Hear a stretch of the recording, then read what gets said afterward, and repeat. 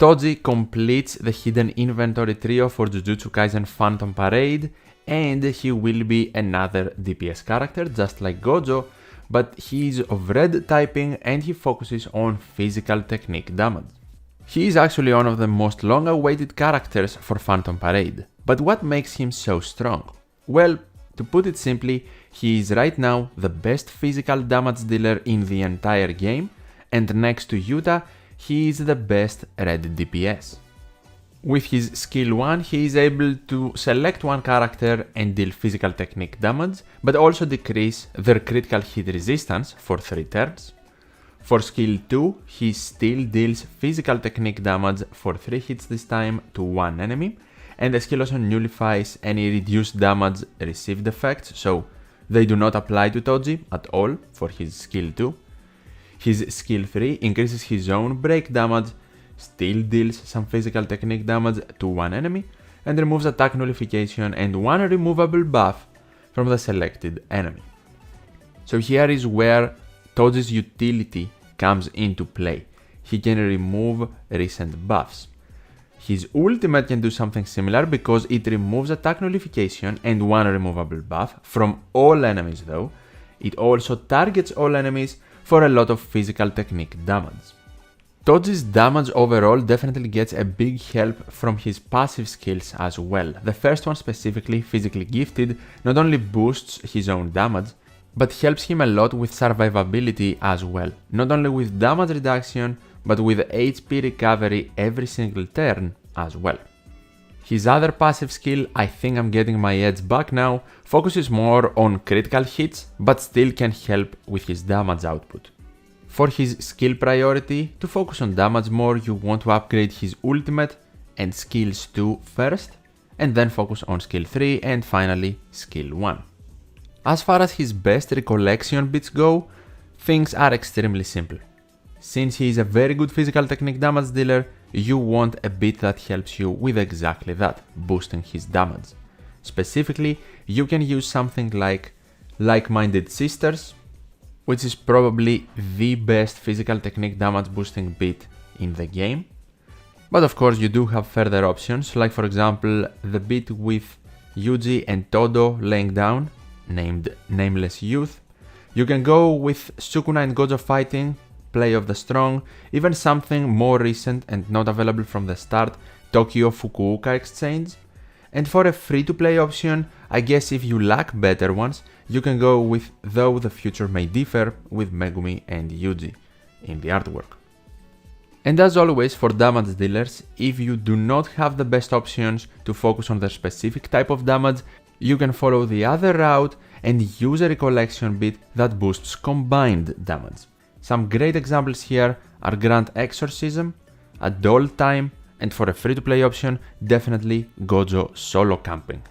Provided of course for Toji specifically, because he has literally no curse technique damage in his kit, the part of the combined damage boosting recollection bit that boosts curse technique damage goes to complete waste. It does not help with any of his skills. And generally you might notice in some SSR recollection bits that the physical technique focused ones will give you a higher boost for Toji's damage than the combined damage one, simply because that is the only thing they are giving you a boost for. For his best teams, the layout is very straightforward. You want to use either 2 or 3 supports alongside Toji, and if you don't use a third support, you want either a debuffer or a secondary DPS. Toji is known in Phantom Parade for being great in mono-red teams. So if the enemy is weak to that type, you can make some awesome combinations if you do also have SSR Yuji. You can use SR Yaga and SR Nanami, with SSR Yuji acting like the enabler of the damage, but also a secondary DPS, and then of course Toji. And instead of either Yaga or Nanami, you can of course, when he releases, use Domain Expansion Gojo, who is also red and an amazing debuffer. Even though I wouldn't necessarily say that red Yuji is absolutely necessary for this team, he is 100% the most optimal way to run the formation, And that is also because he helps you destroy opponents with the break damage boosting he has if they are weak to the red typing, so Toji can do even more damage with Yuji available. But without him, for alternatives you can prefer either another red typing character that can help in any type of way, or a secondary DPS/debuffer to help Toji's overall damage. Of course, Toji can not only be used in mono-red teams, he can sign out of them too.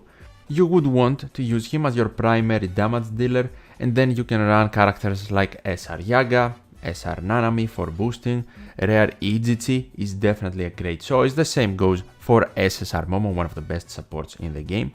And for the best debuffer options for this formation, definitely Incomplete Domain Megumi and the new Teen Geto.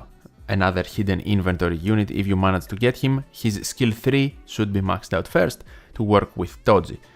Both of these debuffers can debuff and increase your physical technique damage dealing, which can be extremely helpful for Toji. Rare Ijichi of course can be used in more formations because he is kind of the Yuki for Toji teams. You can also use Rare Inumaki, that is another option. SSR Todo can work with Toji just like how he can work with Yuji because he focuses on helping physical technique damage dealers, and even SSR Hanami if you do have that unit available. For further or future options, you can definitely use more debuffers when they release, like Blue Inumaki or Red Mai. Red Panda can technically be used in mono-red teams to also help you tank more damage depending on the quest of course. Blue Yuji as a supportive character is also a great option. For more current characters, if you do have her and you have invested a bit in her, perhaps you can use Maki in a mono-red team. Not the most optimal option obviously, but if you don't have other options, she can do for now, and SR Momo as a supportive character can work too. Finally, a question a lot of people might be thinking: Toji or Yuta? Who is better? And maybe we can even include Domain Expansion Gojo in this discussion, because all of these characters are some of the best red characters in the entire game. First things first, Gojo fills a different role in a formation compared to the other two characters. He's more of an enabler, a secondary DPS, and a debuffer. He won't really be your primary DPS. On the other side, both Toji and Yuta want to be your primary DPS characters, and even though they might have some slight utility, they are nowhere near close to the level of Gojo's utility and debuffing. Which also means Toji and Yuta want to work with a Gojo type character. It's not like getting Toji or Yuta will stop you in the future from trying to get this Gojo as well. Now, between Toji and Yuta, essentially the only people that care who is better are the people that pulled Yuta. If you did not pull Yuta, you don't really care because you can't get Yuta anymore anyway.